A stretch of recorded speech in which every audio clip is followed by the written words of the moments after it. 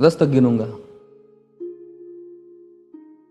राम लिखते ही, पढ़ते ही, सुनते ही, देखते ही या दिखते ही मन में जो पहला विचार आता है उसे बांध कर रखिए। पूछूंगा 1 2 3 4 5 6 7 8 9 9 9। हाथ काट कर रख दूंगा ये नाम समझ आ जाए तो। कितनी दिक्कत होगी पता है राम समझ आ जाए तो। भाई राम राम तो कह लोगे पर राम सा दुख भी सहना होगा। पहली चुनौती ये होगी कि मर्यादा में रहना होगा। और मर्यादा में रहना मतलब कुछ खास नहीं कर जाना है, बस त्याग को गले लगाना है और अहंकार जलाना है। अब अपने राम लला के खातिर इतना ना कर पाओगे और शबरी का जूठा खाओगे तो पुरुषोत्तम कहलाओगे। काम क्रोध के भीतर रहकर तुमको शीतल बनना होगा। बुद्ध भी जिसकी इच्छाओं में बैठे वैसा पीपल बनना होगा ये सब कुछ, और वो भी शून्य में रहकर प्यारे। तब ही तुमको पता चलेगा कि कितने अद्भुत राम हमारे। सोच रहे हो कौन हूं मैं? चलो बता ही देता हूं। तुमने ही तो नाम दिया था मैं पागल कहलाता हूं। नया नया हूं यहां पे तो ना पहले किसी को देखा है। वैसे तो हूं त्रेता से, मुझे कृष्ण किसी ने कलयुग भेजा है। भाई बात वहां तक फैल गई है कि यहां कुछ तो मंगल होने को है कि भरत से भारत हुए राज में, सुना है राम जी आने को है। बड़े भाग्यशाली हो तुम सब। वहां पे सब यही कहते हैं कि हम तो राम राज्य में रहते थे पर इन सब में राम रहते हैं। यानी तुम सब में राम का अंश छुपा है। मतलब वो तुम में आते हैं रहने। सच है या फिर गलत खबर? अगर सच्ची है तो क्या कहने।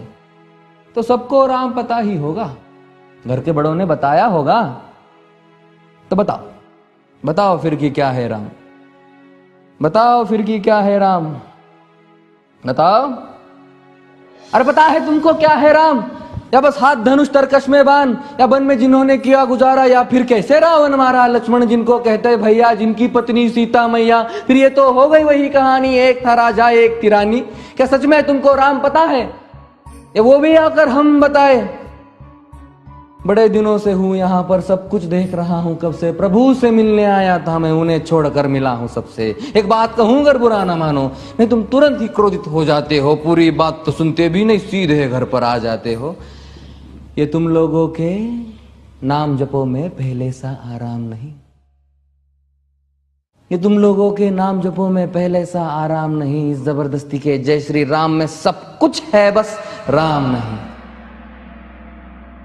ये राजनीति का दाया बाया जितना मर्जी खेलो तुम। दाया बाया, अरे दाया बाया, ये तुम्हारी वर्तमान प्रादेशिक भाषा में क्या कहते हो उसे? हाँ वो लेफ्ट एंड राइट।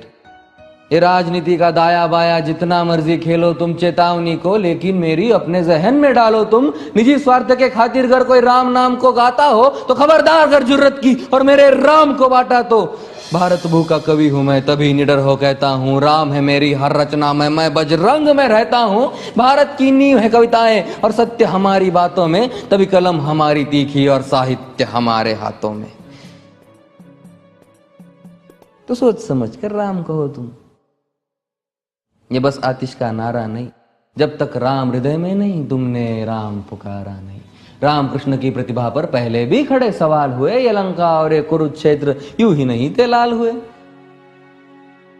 अरे प्रसन्न हंसना भी है और पल पल रोना भी है राम। सब कुछ पाना भी है और सब पाकर खोना भी है राम।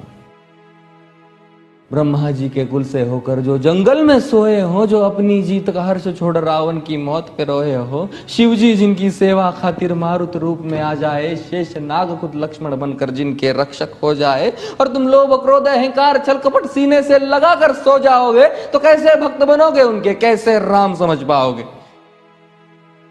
अघोर क्या है पता नहीं और शिव जी का वरदान चाहिए। ब्रह्मचर्य का इल्म नहीं, इन्हें भक्त स्वरूप हनुमान चाहिए। भगवा क्या है पता, लहराना सबको होता है पर भगवा क्या है वो जाने जो भगवा ओढ़ के सोता है। राम से मिलना, राम से मिलना, राम से मिलना है ना तुमको? निश्चित मंदिर जाना होगा पर उससे पहले भीतर जा संग अपने राम को लाना होगा। जय सिया राम। और हाँ, अवधपुरी का उत्सव है, कोई कसर नहीं, सब खूब मनाना। मेरे प्रभु है आने वाले, रथ को उनके खूब सजाना। वो द्वापर में कोई राह तक है, मुझे उनको लेने जाना है। चलिए तो फिर मिलते हैं, हमें भी अयोध्या आना है। जय सिया राम। फिर से